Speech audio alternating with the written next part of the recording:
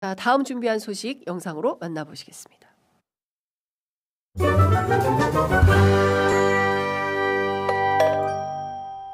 그 국토부 장관하고 따로 별도로 불러서 한 것이 아니고요. 네. 들어가시면서 제 얼굴을 보시더니 그리고 저한테 참고하라고 하는 식으로 해서 옆에 누군가 저한테 자료를 줬는데 접힌 상태의 쪽지 형태였습니다.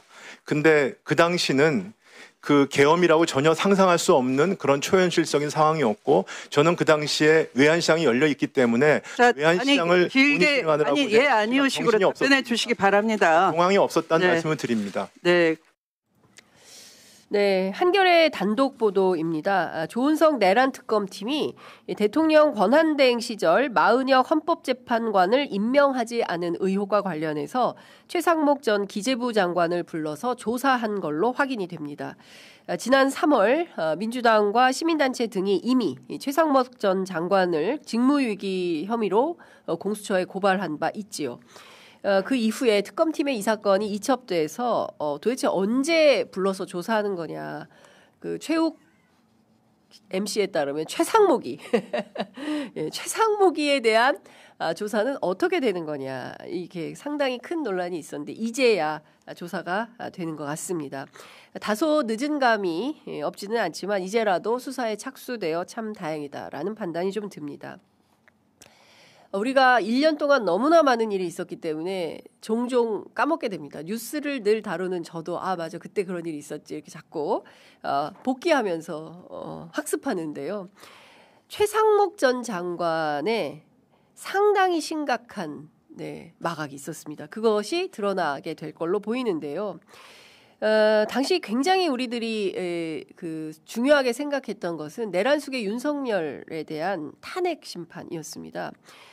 내란 종식을 위해서는 반드시 헌법재판관 마은혁 재판관을 임명해야 되는데 이것을 차일피일 미루고 있었다. 누가? 최상목 당시 대통령 권한대행이 그랬던 일 여러분 기억하시죠? 끝내 탄핵이 기각되어서 돌아왔던 한덕수 전 총리가 마은혁 재판관 임명을 하긴 했습니다. 그러나 마은혁 재판관 임명을 해태하는 과정에서 실제 최상목 전 기재부 장관이 내란의 중요 임무 종사자 또는 최소한 방조범 이상은 된다라는 판단, 관측이 상당히 많이 있었습니다. 비상계엄 직후에 기재부로 돌아가서 1급 국장급 회의를 소집한 바 있고요. 계엄 직후에 소위 얘기하는 F4 회의를 통해서 사실상 비상계엄 예산과 관련된 모종의 논의를 한 거 아니냐라는 의심도 받고 있습니다.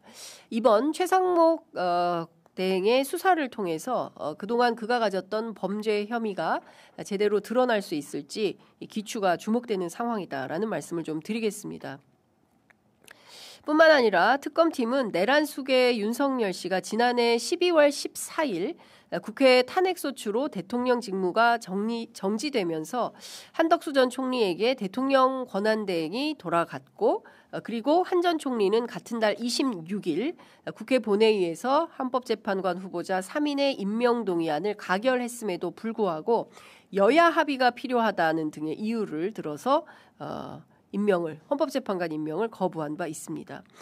실제 헌재 재판관 후보자 3명을 임명하지 않아서 우리가 얼마나 끌탕을 했습니까? 마은혁 재판관 임명해라 그렇게 요구를 했지만 끝내 임명하지 않았죠. 그게 바로 12월 31일입니다. 예, 작년 12월 31일에 셋 가운데 정계선, 조한창 두 재판관만 임명을 하고 끝내 마은혁 재판관 임명은 하지 않았었습니다. 지금도 궁금합니다. 그때 왜 그런 결정을 내린 것인지. 조한창 재판관은 아시는 것처럼 국민의힘 추천이고 정계선 재판관은 민주당 추천이었던 것이죠. 그런데 왜 마은혁 재판관은 임명하지 않았냐. 지금도 이해가 안 가는데요. 언젠가 기회가 되면 불러서 한번 얘기를 꼭 좀 들어보고 싶다. 누군가는 인터뷰를 하지 않겠습니까? 그게 언제가 될지 기대를 좀 해보겠습니다. 당시에 우원식 국회의장이요, 최 전 장관을 상대로 헌재에 권한쟁의 심판을 청구한 바 있었습니다. 그리고 헌재는 2월 27일 전원일치 의견으로 마은혁 후보자를 임명하지 않은 것은 국회의 권한을 침해한 것이다라고 결정한 바 있습니다. 그럼에도 불구하고 최상목 전 대행은 임명하지 않았었죠.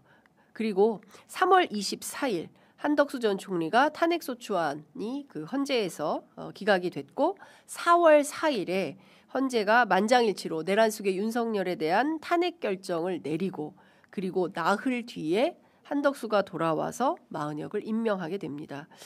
제가 다시 정리를 해도 정말 지난한 과정이었다. 어마어마한 과정이었다라는 생각을 하게 됩니다. 대통령 몫의 헌재 재판관 후보자를 내란숙의 윤석열의 30년 친구, 여러분 누군지 기억하십니까? 30년 지기, 40년 지기가 너무 많아가지고요. 이완규, 이완규 전 법제처장, 그리고 함상훈 전 서울고법 부장판사를 임명하겠다고 지명을 했죠. 그러나 끝내 어떻게 됐습니까? 두 사람은 이재명 대통령 당선 이후에 지명 철회가 됐고 마은혁 재판관, 지금 헌재 재판관으로 임명돼서 활동 중이죠.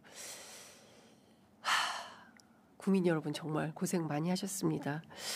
다 돌이켜보면요. 매 순간순간 하루하루 저희 취재 편의점도 마찬가지고 단 한 번도 그 고비를 쉽게 넘어가지 못했던 것 같습니다.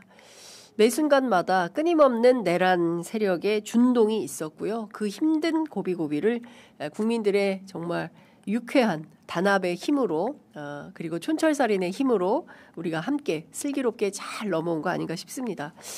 다음 주 수요일 12.3 비상계엄 1주기가 되는데요. 취재 편의점도 국회 잔디밭에서 실시간 라이브 방송을 하려고 합니다. 이른 아침이라서 여러분들 시간이 어떨지 모르겠습니다. 그날 국회 차원에서 행사가 굉장히 많이 있습니다. 뭐 학술대회도 있고 다크투어도 한다 그러고 국회의장님이 직접 도슨트가 되어서 다크투어 설명도 한다고 하고요.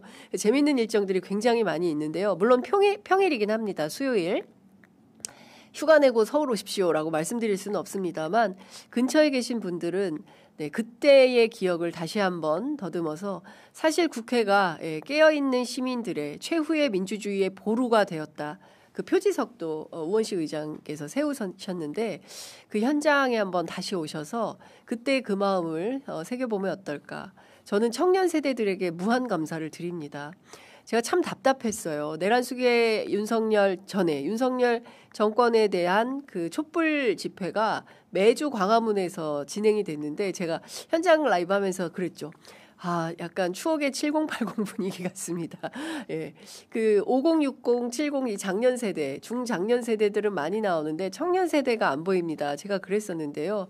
12.3 딱 터지니까 제일 먼저 여의도 광화문 꽉 채워서 여의도, 한남동, 그리고 남태령 고개 키세스가 되어서 지킨 사람들 누굽니까? 바로 아이돌의 응원봉을 들고 현장을 지켰던 바로 우리 청년 세대 10대, 20대, 30대.